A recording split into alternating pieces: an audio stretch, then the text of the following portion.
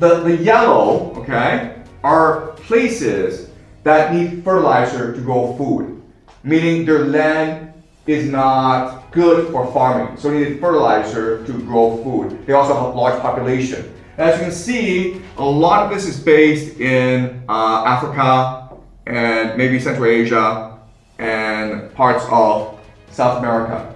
Ammonia is chemical produced from oil to petroleum that is fundamental for fertilizers. And as you can see, this is mainly in the north of the world. What allows for 8 billion people is the fact that the north is able to export fertilizer to the south. And that's it, guys. You understand? If this were to stop for whatever reason, people in the south would be in a lot of trouble. Alright? So as you can see, this trade in fertilizer is what sustains a global population of 8 billion people. Again, if there's a disruption to this trade, the people in the south are in a lot of trouble. So, if you're in the green, you're okay? But if you are in the red, you are in a lot of trouble, okay? But honestly, if you are not in the green, you could still be in a lot of trouble because again, what we're looking for is resilience. The idea of efficiency is, let's imagine the best case scenario and try to make as much money out of it as possible, okay? The idea of resilience is, let's imagine the worst case scenario and see if you can survive it. Basically, if you have food security issues, you are facing a massive problem, okay? Because again, we're imagining the worst case scenario. And again, I hate to say this, but if you're not in the green, you should be worrying right now, okay? And where's China? Not in the green, guys, okay? It's something that national leaders in the world have to start thinking about right now. Food scarcity, water. Again, the countries that suffer from food scarcity, some of them also suffer from food scarcity, okay? From water scarcity. Okay, all right, forget this. All right, okay, so basically this area is in a lot of trouble. I would say that water is far more problematic than food. And again, I hate to say this, but if you are any country, in this area, okay, you should be worried. What if I told you the next global crisis isn't coming? It's already here, and it's sitting quietly on your dinner table. Right now, across multiple continents, something is breaking. Not in headlines, not in dramatic fashion, but slowly, silently, and dangerously. Food and water systems are beginning to strain in ways we haven't seen in decades. And the most unsettling part? Most people don't even realize it yet. Because this isn't a sudden collapse. It's a gradual squeeze. Think about your own life for a second. Grocery prices rising, portions shrinking, certain items harder to find. Maybe you've noticed it, maybe you've brushed it off as inflation, but what if those small signals are actually early warning signs of something much bigger? Because when food becomes unstable, everything else follows. Jobs, governments, social order. In 2022 and 2023, global wheat supplies were disrupted by conflict in key exporting regions. At the same time, extreme weather, from droughts in North America to floods in Asia, damaged crops on a massive scale. Now layer on top of that rising energy costs, fertilizer shortages, and fragile supply chains. Individually, each of these is manageable. Together, they create a system under pressure. And here's where it gets serious. Food systems don't fail all at once. They weaken in stages. First, prices rise. Then access becomes uneven. Then governments start making quiet decisions, stockpiling, restricting exports, prioritizing their own populations. And once that begins, the global system starts to fragment. Right now, multiple countries are already limiting exports of key food staples, not loudly, not dramatically, but strategically, because leaders are beginning to recognize a simple reality. In a world of scarcity, self-preservation comes first. So the question is no longer if a food crisis could happen. The question is, how far along are we already? And in a moment, we'll break down the exact sequence of events that could turn today's pressure into tomorrow's global emergency. Because once you see the pattern, it becomes impossible to ignore. Let's step back for a second. Historically, food scarcity has been one of the most powerful triggers of instability. The French Revolution wasn't just about politics, it was fueled by bread shortages. The Arab Spring? Sparked in part by rising food prices and economic stress. Food isn't just a commodity, it's stability. Now, this, if it continues, will inevitably, especially when it comes to the inflation increasing potentially, the interest rates increasing potentially, make food prices actually spike as well. We've seen over the last few years massive increases in eggs and milk and all sorts of other normal food products. But the thing is, if this continues, because oil is such an integral part of everything that we do, people don't realize that the price of oil or any kind of scarcity of oil is going to affect not just what you put into your cars, but it's going to affect everything else. In terms of that, I mean, do you see a situation coming where there could be major disruptions to supply globally as well? Because I know that India is now saying we've got big problems when it comes to availability for fuel.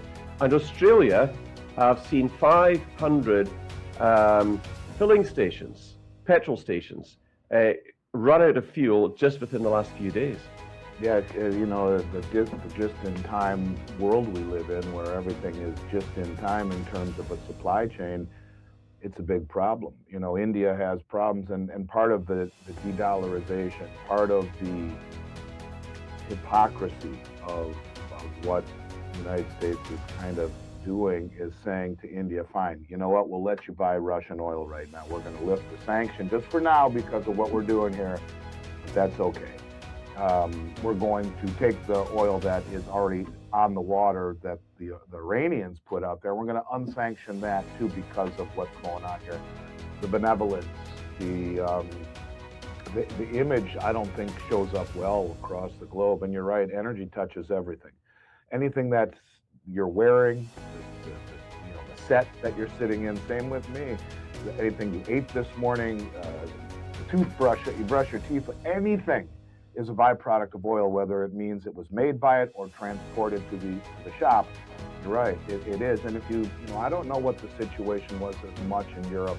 I know they had issues with crops and issues with farmers protesting and burning crops and all that kind of stuff we saw in the last few years. But in the United States, it was the same thing.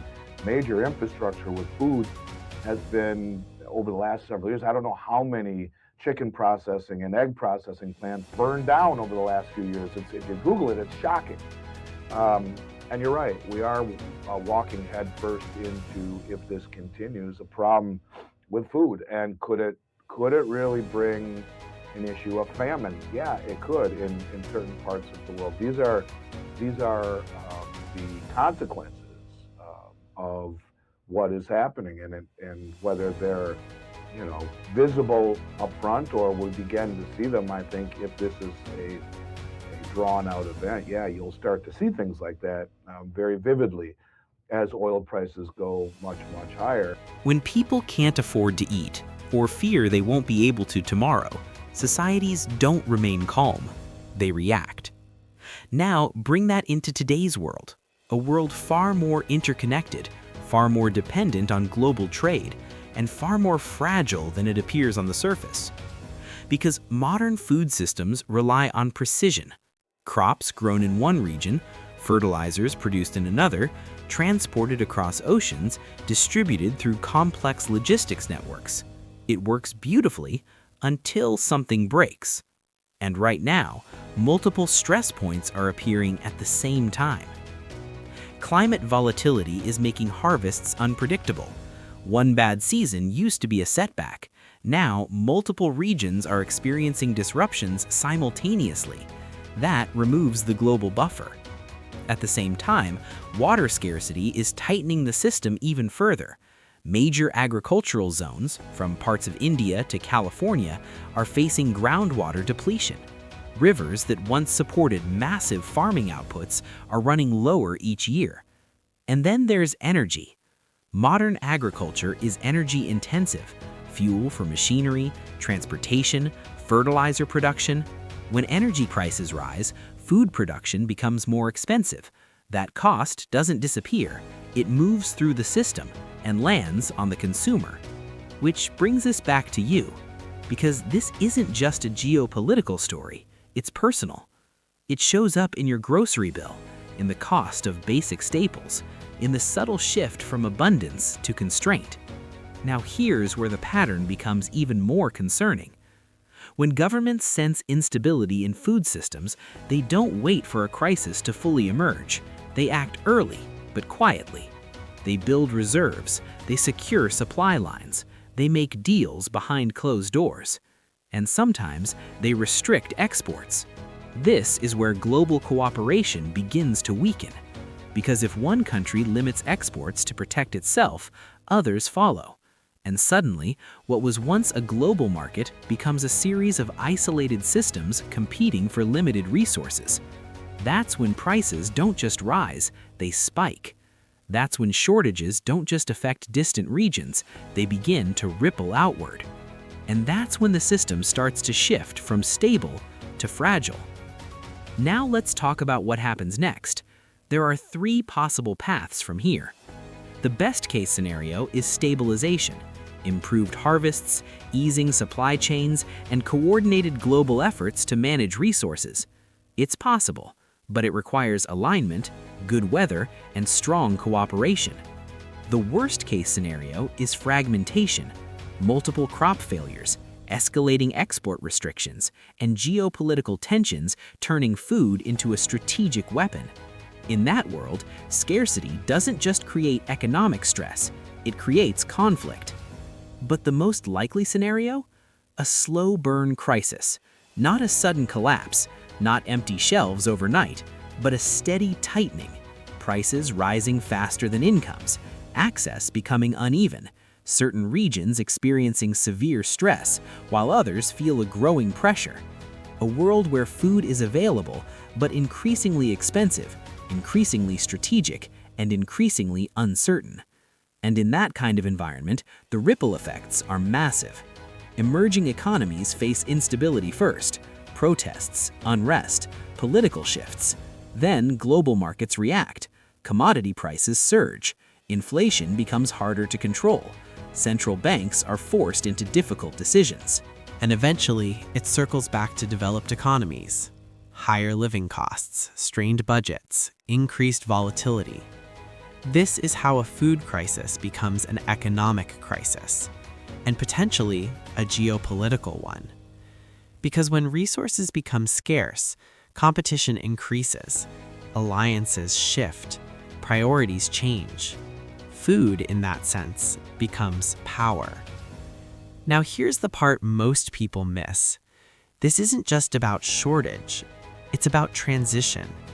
The global system we've relied on, efficient, interconnected, optimized, is incredibly powerful, but it's also vulnerable because it depends on stability. And right now, stability is being tested from multiple directions at once: climate, energy, geopolitics, supply chains. Individually, manageable. Together, transformational. So the real question isn't just, is there a food crisis? It's, are we entering a new era where food security becomes one of the defining issues of global power? Because if that's the case, then what we're seeing now isn't the peak, it's the beginning. And once a system like this starts to shift, it doesn't easily go back. It evolves. Countries adapt, strategies change, priorities shift from efficiency to security. And in that world, the rules are different. The signals become more subtle, but more important. Prices, policies, trade decisions, they're no longer just economic indicators. They're clues. Clues about where the system is heading. Clues about how nations are preparing. Clues about what might come next. So as you look at the world around you, rising prices, shifting policies, changing headlines, ask yourself, are these isolated events, or are they part of a larger pattern? Because history tells us something very clearly. The biggest crises don't arrive all at once. They build, quietly, gradually, almost invisibly, until suddenly they're impossible to ignore. And by then, the people who understood the pattern early aren't surprised. They're prepared. The question is, will you see it in time?